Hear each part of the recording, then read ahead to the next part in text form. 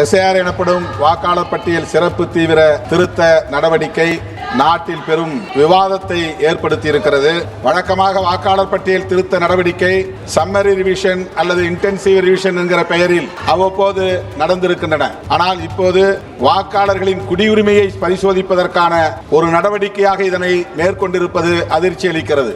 வாக்காளர் பட்டியலில் இருந்து நீக்கம் செய்யப்பட்ட அத்தனை பேரும் இந்திய குடிமக்கள், பீகாரை சார்ந்த மண்ணின் மைந்தர்கள் ஆக இந்த நாட்டு குடிமக்களின் வாக்குரிமையை பறிப்பது மட்டுமில்லாமல் குடியுரிமையையும் பறிக்கிற முயற்சியில் இந்த அரசு ஈடுபட்டிருப்பது அதிர்ச்சி அளிக்கிறது.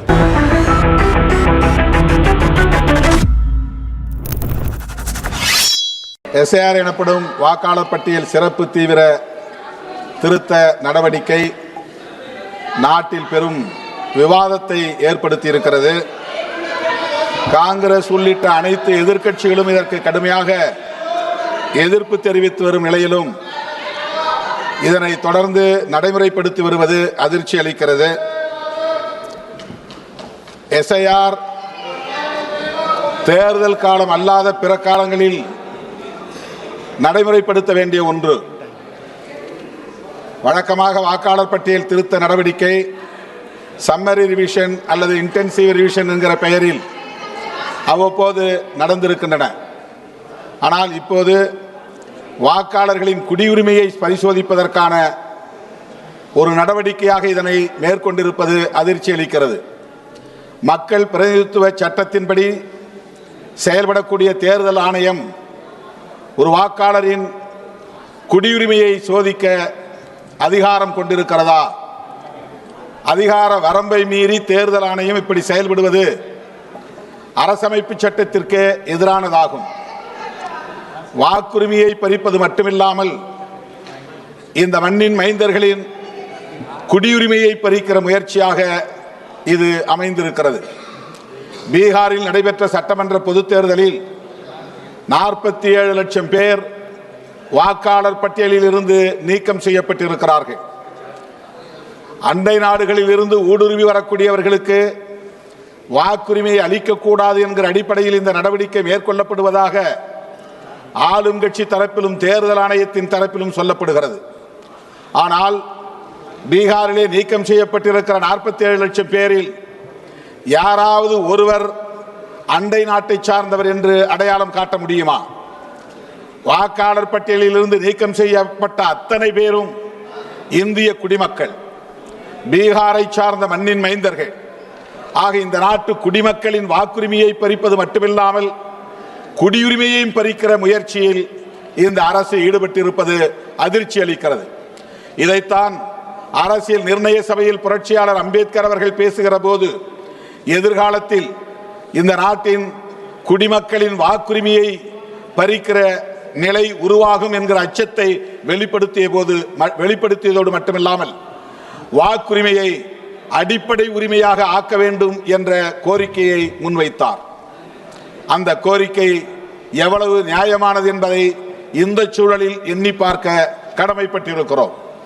புரட்சியாளர் அம்பேத்கர் அவர்கள் முன்வைத்த அந்த கோரிக்கையை நான் மீண்டும் இந்த அவையில் வழிமொழிய கடமைப்பட்டிருக்கிறேன்.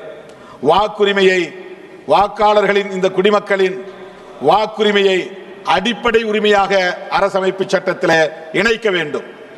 அதுதான் இன்றைக்கு மிக முக்கியமான ஒரு கோரிக்கையாக இருக்கிறது என்பதை நான் இங்கே பதிவு செய்ய விரும்புகிறேன். தேர்தல் ஜனநாயகம் நமது தேசத்தின் உயிர் மூச்சு கொள்கையாகும். தேர்தல் ஜனநாயகத்தை பாதுகாப்பதிலும் அதனை வெற்றிகரமாக இயங்கச் செய்வதிலும் தேர்தல் ஆணையத்தின் பங்கு முக்கியத்துவம் வாய்ந்தது. ஆனால் இந்த தேர்தல் ஆணையம் சுதந்திரமாக இயங்க வேண்டும். பிஜேபி ஆட்சிக்கு வந்த நாளில் இருந்து தேர்தல் ஆணையம் உள்ளிட்ட முக்கியமான அரசு நிறுவனங்கள் அரசியல் தலையீடு இல்ல ஒரு சிக்கலாக மாறி இருக்கிறது. தேர்தல் ஆணையம் மட்டுமல்லாமல் புலனாய்வு நிறுவனங்கள், நீதித்துறைகள், இவை அனைத்திலும் இன்றைக்கு ஆளுங்கட்சியினரின் தலையீடு இருக்கிறது. தேர்தல் ஆணையம் ஆளும் கட்சிக்கு ஏதுவாக செயல்பட்டு வருகிறது என்பதை நாடே இன்றைக்கு உணர்ந்திருக்கிறது. இது மிகவும் ஆபத்தானது. தேர்தல் ஆணையத்திற்கு குடியுரிமையை பரிசோதிக்கிற எந்த அதிகாரமும் இல்லை. மக்கள் பிரதிநிதித்துவ சட்டம் அந்த அதிகாரத்தை தேர்தல் ஆணையத்திற்கு வழங்காத போது சிஏஏ சட்டத்தை நடைமுறைப்படுத்துவதற்கு எப்படி அது துணிந்தது? 13 ஆவணங்களை கோருகிறது. இந்த 13 ஆவணங்களும் குடியுரிமையை பரிசோதிப்பதற்கான ஆவணங்கள். எனவே எஸ்ஐஆர் என்கிற இந்த நடவடிக்கையை உடனே நிறுத்த வேண்டும். குடியுரிமையை பரிசோதிக்கிற முயற்சியை கைவிட வேண்டும். தமிழ்நாட்டில் கிட்டத்தட்ட 1 கோடி மக்களின் வாக்குரிமையை பறிக்கிற வாய்ப்பு இருப்பதாக தெரிய வருகிறது. இதை எந்த வகையிலும் ஏற்க முடியாது.